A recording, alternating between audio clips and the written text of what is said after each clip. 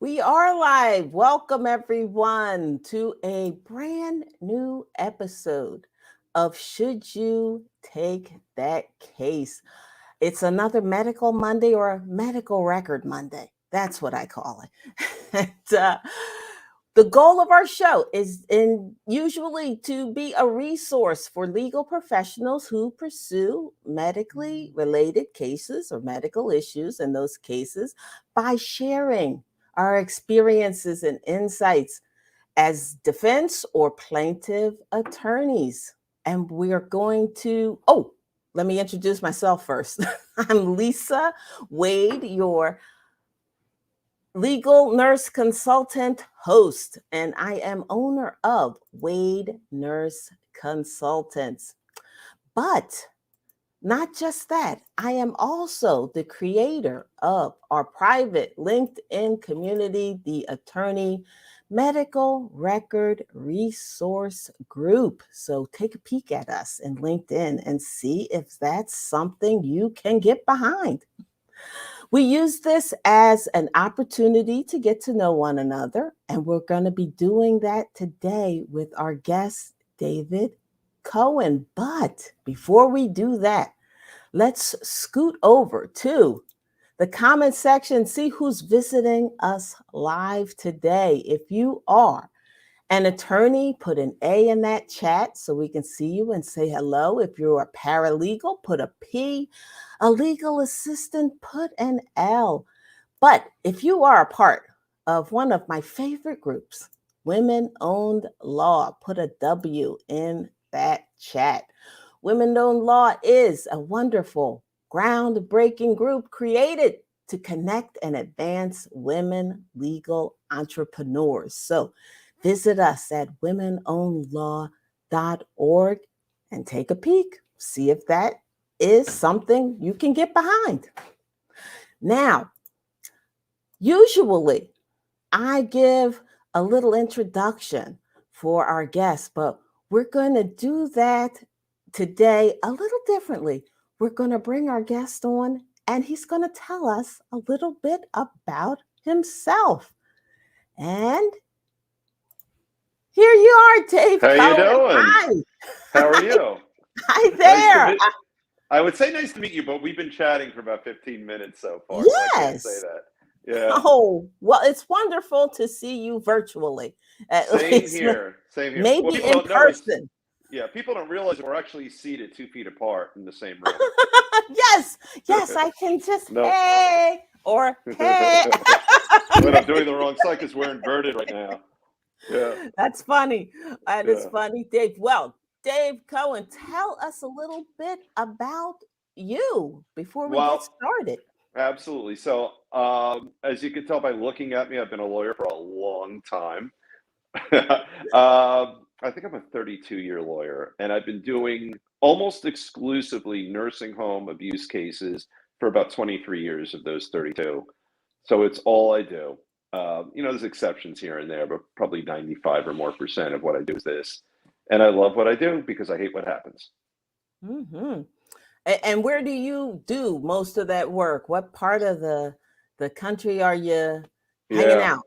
So I'm only licensed in New Jersey. So I practice the entire state from Cape May up to Warren County. I handle case, and I know you know New Jersey, but I will go from the very bottom of the state, which is below the Mason-Dixon line. Not everyone realizes that. And I will go all the way up to the far north, where we're near upstate New York. I'll handle cases everywhere. Um, I'm a certified civil trial attorney, which means I sat for a special exam and I had to get a bunch of judges to say I'm not a jerk, and lawyers to say the same, which I'm not. But yeah, I got endorsed by my peers and by judges. So I limit my practice to civil litigation. And I also lecture all over the country about this area of law. So I've been Oh, doing that for many years. So yeah, excellent, excellent. yes, And the yeah. name of your practice. We are Cohen Kolodny Abuse Analytics LLC. We have a pretty robust website. It's just abuseanalytics.com. And like you, I like to educate people with whatever I've learned over the years. I love doing what we're doing right now. I love doing it live. I love doing it on a webcast like yours, which is great. Uh, so I really do enjoy what I do, and I love listening to other people teach because I'm a lifelong legal learner in addition to life's challenges and successes and all that stuff. Excellent. Well, I'm so Yes. happy to have you with us today and to have you share all of your knowledge with us. Thank you. Thank you. All It's right. a lot of, yeah. So start pepper me with questions. I dare you. Well, here you go. Well, first, we're going to talk all about a little bit more about medical records and how they crop up during Yes. your Yeah. cases for sure. But first, we want to know a little more about you. What led you to be an attorney? And like I said, I tell everybody you can go back as far as to high school, to Yeah. elementary school, to the crib. How did you get to Yeah. be an attorney? I had no ambition to be an attorney. I had no expectation of practicing law. Out of an abundance of tremendous immaturity, as a senior in college, I simply thought, I don't want this to end. That's it. I had no wisdom as a college senior, so I thought I was a hard worker all through. I mean, I've worked since I was maybe 10 or 11 with cutting lawns and things like that. So I'm a hard worker, but I just hadn't found myself ready to enter the real world full time yet. So I took the LSATs, with all the people who are lawyers know this, but it's like the SAT for lawyers. And I did well enough on that with my decent grades to get into law school, and that was it. There was not a minute more of thought that went into it. I had no concept of what it would mean to be a lawyer. Uh, I had no forethought as to what kind of life I was either looking away from or looking toward. I simply had this thought: I don't want this to end. I'm enjoying college. That was it. Hmm. You Yeah. sound like Legally Blonde, Elle Woods. That's right. Just decided, woke up, and I'll be a lawyer. Yeah, and I think I look a lot like her. I get that all the time. Well, I Yeah. can not see the resemblance exactly, but maybe later. Yeah, yeah, that's right. That's right.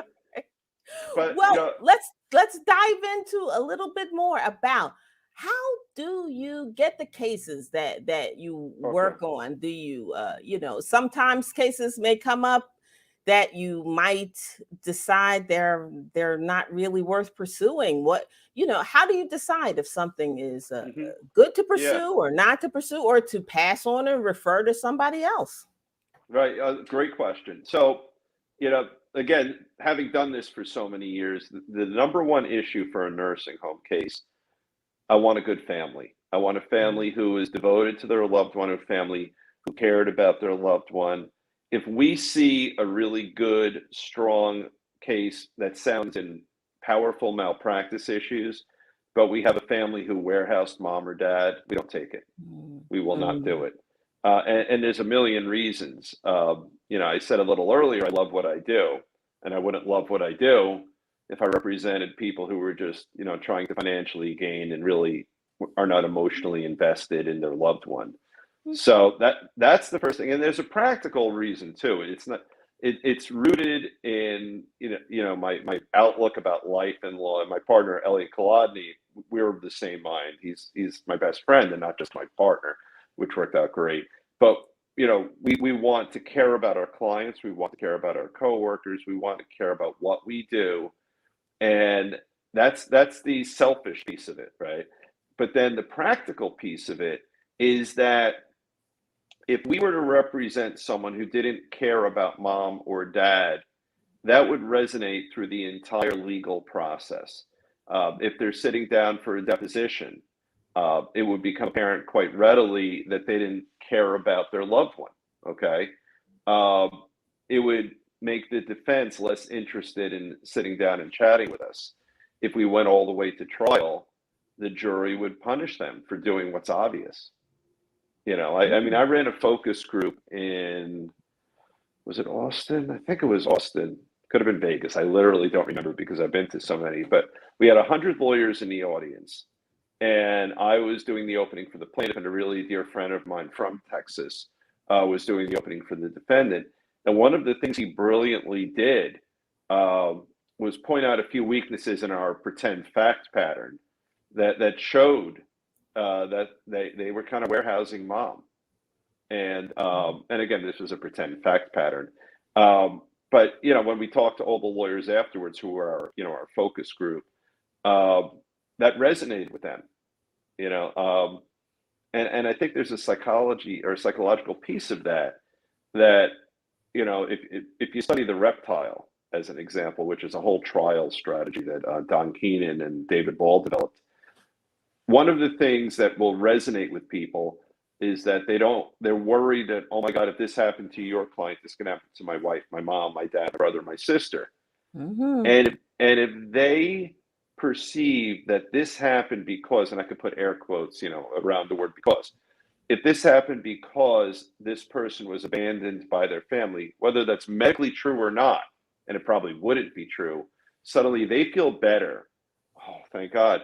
That's not something that I have to worry about for mom or dad. This is just a bad person, who will allow that to happen. It's almost like, you hear stories, people feel less sympathy for someone when they find out that someone's ill, but they brought it upon themselves through certain, health life choices. People get less worried about their own longevity. Well, I don't have that habit. A classic example would be smoking. You hear about someone who has, has a heart attack, and then you find out that they were a 5-pack a day person. Suddenly the sympathy factor goes down a little bit. It shouldn't, because they're still a person. But the fear goes away a bit. Oh, I don't smoke, I'm a little more safe. So in the screening of cases, the reason we won't take a case with a bad family is just for what I told you, but there is a practical benefit to that, is that those kind of cases really, they don't really have good traction because they shouldn't be around anyway. Well, and that's even before the medical. That's even before we get into the medicine. Well, it sounds like you are looking for clients that are genuine and families looking for justice. Yes, exactly. And our clients, they'll cry to us on the phone frequently. I'll cry with my clients, not all the time, but every so often there's a story we hear, and it touches an emotional nerve, and I'll sit at a deposition and we'll get worked up. We had many years ago, I had a nursing home case. It went to mediation, and it settled. And this one was against a nursing home that was within a hospital, sort of a hybrid between a nursing home and a hospital. And we were done. And I was there with the daughter, myself, the mediator, and the defense attorney.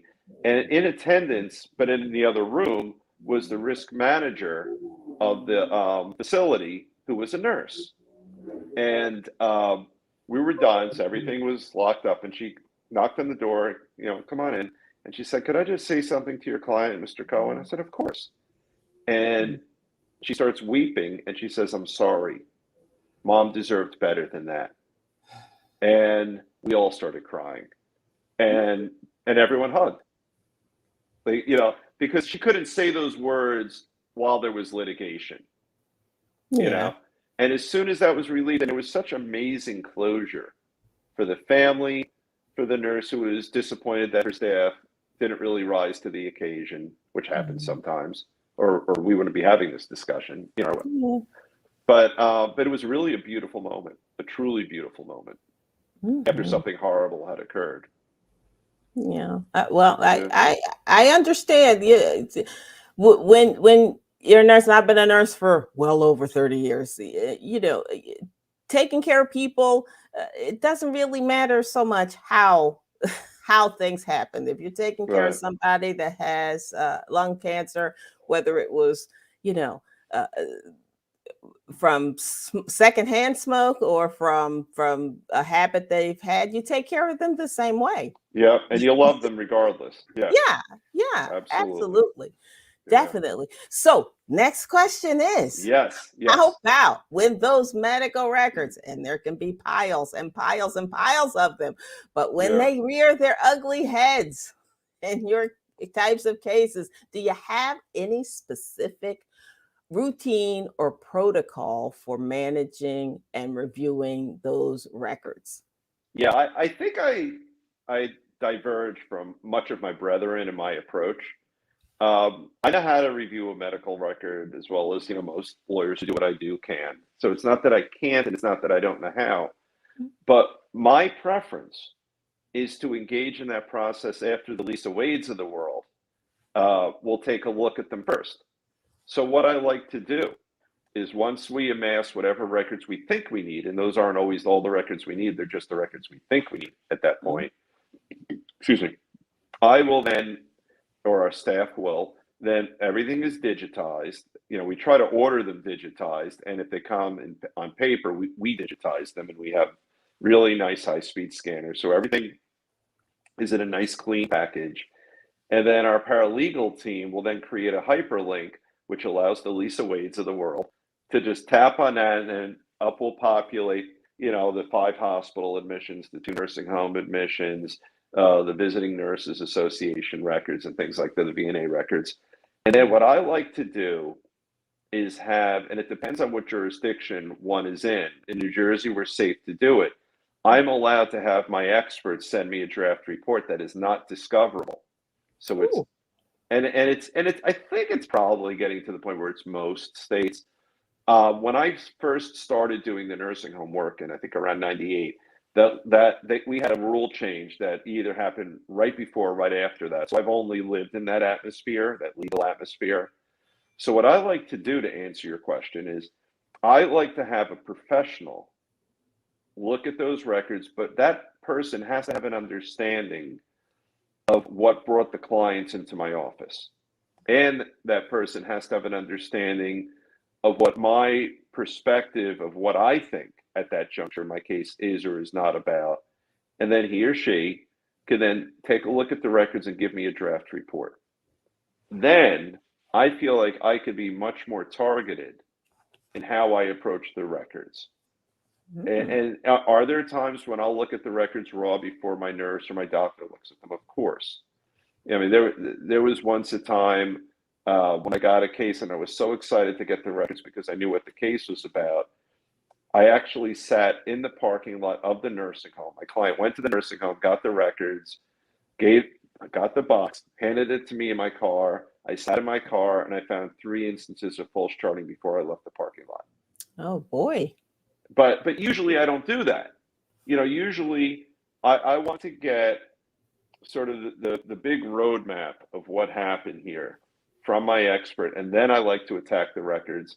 And really, I might do targeted reviews. I might want to look at the MAR, the medication. I know you know this, but the medication administration record, the TAR, the treatment. Yeah, I know about that. Yeah, I know. I'm thinking about our other folks in case we have some. All right. Yeah, that's who I'd set it for, not for you, but in case anyone else doesn't know. And so I might target it, or at the physician orders and things like that. But I want Lisa to give me a call and say, Dave, you're going nowhere with the pressure ulcer claim, and here's why. But there's some contractures that shouldn't have happened because your client was denied the physical therapy that was in this physician's order. So now you just saved me 5, 6, 7 hours of work of trying to be a nurse consultant, which I'm not, and now I'm going to look at a different part of the chart. Excellent. So, well, yeah. Hey, it sounds like you have a good plan, a good structured way to manage those records. And everybody doesn't. So yeah. And I have so many friends who are wonderful attorneys, but they'll get a medical chart in and they'll just attack it alone for 6, 7 hours. And I know that, I have a sense, at least for me, of how my time is best invested to help my clients. And to me, to do that with, like rudderlessly, which I don't think is a word, but, to rudder. Yeah. So for me to just attack records for that period of time, maybe I will spend 4 or 5 hours on that, not worth pursuing pressure ulcer piece of a case that maybe it's a pressure ulcer case. That's why they came to me, but it turns out it's really a malnutrition dehydration case. And Lisa tells me that. And that wasn't even on my client's radar, but now I can start exploring that, Mhm. So I do not, most lawyers who do what I do, they have this thing. They love to look at the records themselves first. And I don't. All I'm not right. saying I'm right, but that's my approach. I Yeah. think you are right. That's okay for me to say. I think It you is are okay for you to really say. right. So, Yeah. but when you do dive into those records yourself, what do you find, if anything, is your biggest pet peeve with, or most frustrating thing when exploring those records? Yeah. So certainly over the last 5, 6, 7 years, it's the EMRs. Mm. Um, when I look at a chart, the number one thing I look for is falsification. And it just, to me, if there isn't any, which obviously makes me happier for the facility and the other folks living there, for my case, if I don't see any, that says to me, all right, this is a case where maybe there was less than optimal care, but it suggests to me that either A, I didn't find the false charting, or B, this isn't a systemically flawed facility so much as a reasonably good facility that made some mistakes. That in the world of nursing home, that's a gigantic difference. Because for our cases, we don't have people who walk in there expecting to be there 3 weeks and go back to their high paying job. What makes our case valuable in terms of the remuneration we can give our clients or not is whether we can make the case about the facility as opposed to making it about specifically the injury our clients suffered. And don't get me wrong, you know better than I do the suffering is real and it's significant. But when you have suffering for an individual who is very close to the end of their time here, and they didn't really have what most folks would consider to be a reasonably good quality of life beforehand, a potential jury is not going to find a reason to significantly award either the family if they're deceased or that person if they're still with us. But if I can paint a picture of a facility that placed profits over the welfare of the people in the building, which usually is why people come in my office, our office, because that's 9 times out of 10, that's what leads to the bad result, is the owner is not putting enough good boots on the ground to help people because they want to increase their profit. So when I attack a file, I'm trusting Lisa to look for the deviation related issues or that they satisfy the standard of care. And what I'm looking for are areas where I can figure out that they're just calling in the charting, or worse yet, maybe they tried to fill it in later. Duh. So Yeah. yeah, That's yeah, unfortunate. the charting party. So Mhm. I attack if it's not an EMR, which is getting rarer and rarer these days. I'll look at either the MAR or the TAR or the ADL flow sheets. And then what I'll do is I'll grab a piece of paper and I will write down every time my client was hospitalized for more than, a few hours. They were in the hospital November 10th through the 17th, let's say, of whatever year we're talking about. So I'm going to look at November 11th through the 16th when I know they're not in the building, they're not in transition, they're 100% not in the building November 11th through 16th. And I could get more detail and look at what time they went from the nursing home to the hospital. But as a starting point, I'm going to look at the 11th through the 16th. I'll look the Mars and the TARs. If it's an EMR, it's automatic. You can't make an entry when they've been discharged.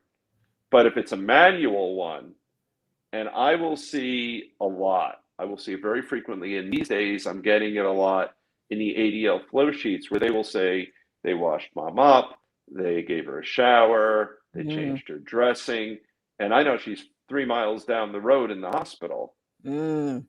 And then I start taking depositions, and then the DON will say, I would fire someone if they did that in my building.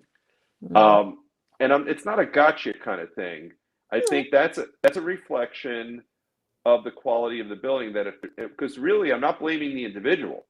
To me, what it means is that the individual is so overworked and spread so thin, they don't have the ability to do what the physician orders or the care plan says they should do.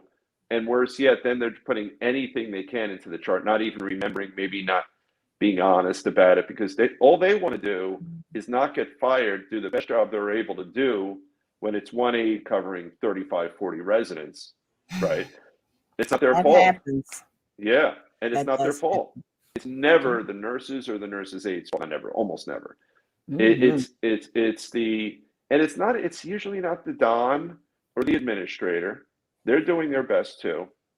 It's the owners who cheap out, and so you get either they're not spending enough money, so you get, not as good workers as you'd hope to get because they're not paying enough. But it's usually not even that. It's usually them trying to get the bare minimum so that they don't get cited for short staffing, and then just getting by. And as I like to say, they should just be a little less rich. They could still be rich, just a There little you less, go. just a little less. Put me out of business. I'll think of something else to do. It's fine.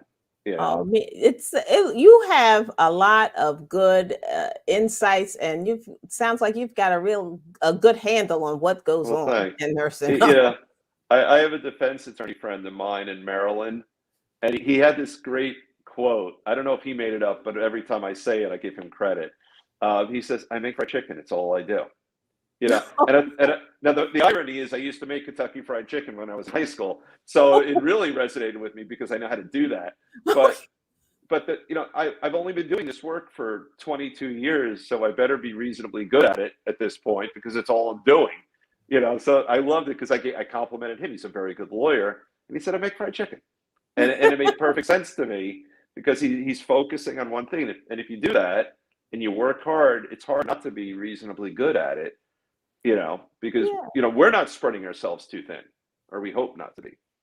Oh. So Well, you've given wonderful information, wonderful advice. I am sure a lot of those fledgling attorneys out there that are listening are getting good information. But do you have any more tidbits of knowledge for those new attorneys or those veteran attorneys out there? yeah, Anything else? I mean, I'll start with the new attorneys. Um, I really feel like it's important to figure out when you can. This will sound silly, but it's not. It isn't. When you can expose vulnerability to your adversary. And to me, the way we best help our clients is when we're lucky enough to have an adversary where there's real trust, and you got to figure out how to navigate that. It short circuits so much because I'll know when I talk to a young attorney about a case, let's say on the other side, and I'll say, "Look, these are the points about my case that I think are really strong, but here's my weaknesses. Let's start chatting about it." If they shut down and they won't, they're either they're afraid to share with me. There's my thumb. It was off camera because we're backwards. I can't do it. Oh, Yeah, right. I'll do both thumbs, right? But so you don't have to do this for a living, so yeah, don't worry. right. So if if they can't concede, all right, Dave, you've made a good point there. And if they can't come back to me and say, yeah, we might have a problem here because we had that false charting where, they were saying they're treating your client, when your client wasn't in the building. Now what it means is that I'll say, all right, now I have to start litigating harder. And I know I'm going to bring us back to the same place that early conversation was at. They're going to cost the insurance company so much more money. My clients are going to have more emotional tumult because they're going to have to live through this longer and longer. I'll have to spend more money developing the case. And I'm not saying just jump right in and trust everyone because that would be crazy. But I think for younger attorneys to figure out and carefully navigate when they can really have trust with their adversary and then slowly start exposing cards so that the process that leads to where almost all these cases lead can happen in a more organic way that involves less of this. I think it's better for everyone. And I suppose for the seasoned attorneys is maybe just spend more time training the younger attorneys on all the wisdom that we old farts have hopefully acquired over the years. and just share with the younger attorneys. And I suppose where I will sometimes fail and then catch myself is I have to remind myself when, now that I've been a lawyer for 32, 33 years, whatever it is, I have to remind myself when I'm dealing with a 2, 3, or even a 10-year lawyer, they're coming from such a different place. Part of my role is to give them a nice experience in the legal world and to recognize that their headspace, think about where mine was 30 years ago, 25 years ago, and treat them with a lot of respect so that they can grow and do the best job they can do for their clients and be in a sort of a nurturing legal environment. And it's sometimes hard because I'll assume they know certain things that they don't know and shouldn't yet know. And my job is to sort of help them just the way older lawyers helped me when I was younger, even adversaries. Mm-hmm. Well, it seems like you are good for taking your knowledge and passing that on. I enjoy it. I mean, I enjoy what we're doing right here. I can tell you're good at what you do. I love chatting with you. You. Sure. I am. But it's wonderful having you and having you here, sharing all of your experiences and your knowledge. And we're getting ready. It's almost time for a little Q&A for you. Are you ready? Absolutely. All Never. right. No, So let me tell everybody, anybody that's out there watching us live, get your questions together for Dave. Get ready to put them into the chat, into the comments, and he's going to answer them. So well, think about it. Maybe. Well, he'll think about it. Give him a minute. Right? Give him a minute.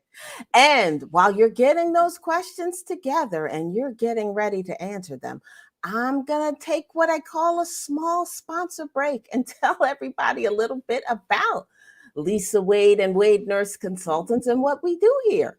It won't take a minute. Take your time. Now, without a review and summary of medical records, it may be harder for you as a new attorney, a fledgling attorney, or even an experienced attorney.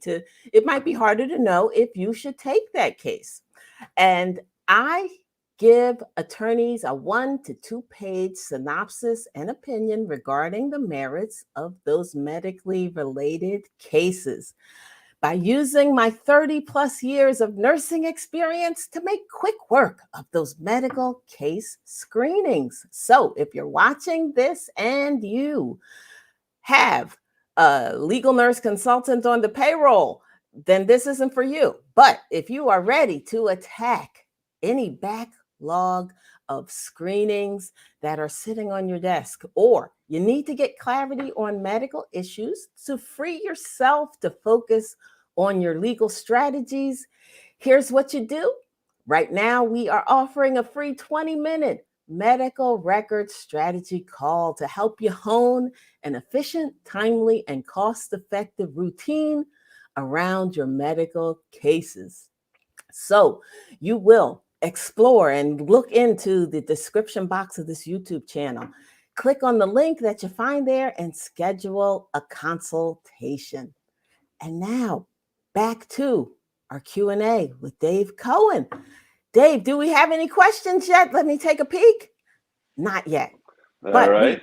we do have one comment from Anton Abram. I'm sorry. Anton, he says this has been a very insightful and a great chat. Let me show that. Did we Look show at it? that. Thank you. Yay! Thank you very much, Anton. I appreciate it. Anton's going to be, he's an attorney. He's going to be on our show later this year too. So he'll get to tell everything that he knows, and maybe he's learned a lot more from you right now. So, and I'll learn from him when he talks. That's good. Excellent. So it looks like we don't have any brand new questions right now, but I have a way to deal with that, Dave. Okay, I'm ready. This is what we do. We put all of your contact information into the description box of this YouTube channel. And anybody that comes across it on the replay, absolutely, if they have any questions for you, they can contact you themselves. How's that sound? It's fantastic, and I appreciate it. And I invite anyone who has any questions. I love this. I love when people reach out with questions. So I'm good about answering them. If they call me, I'll call on my cell phone. They'll have my cell phone number. I'm not private about that. So absolutely. Excellent. Well, I think we're going to wind up for today, Dave. And let me just ask real quickly, will you do this again? Can we? Absolutely. I will absolutely. I would love to come back. This is fun. Excellent. Well, we would love to have you for sure. So Absolutely. for now, let me give a little quick reminders for everybody out there to like our show, subscribe to this channel, turn on your notifications so you can know when we are on next and see more wonderful attorneys like Dave Cohen. And if you have any legal nurse consulting questions, email me at lisa@wadeNurseConsultants.com. And watch us when we are back here next week, Monday, 5:15 p.m. Eastern Standard Time for a brand new episode of Should You Take That Case? And thanks for coming, Dave. Oh, thank you so much. Great show. I really enjoyed it. Yay, we had fun. Absolutely. See y'all next time. Take care.